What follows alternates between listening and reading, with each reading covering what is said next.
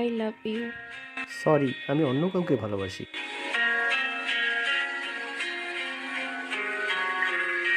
এটা তোর বয়ফ্রেন্ড? তোমাকে আর কতবার বলবো আমাকে অপমান করার জন্য আমার বন্ধুদের সামনে আর আসবে না?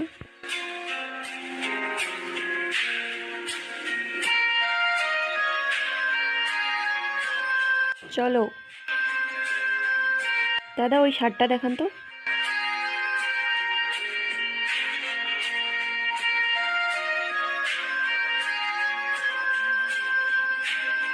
ওই যে দেখ তোর বয়ফ্রেন্ড।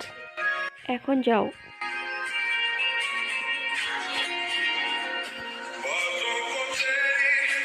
I love you.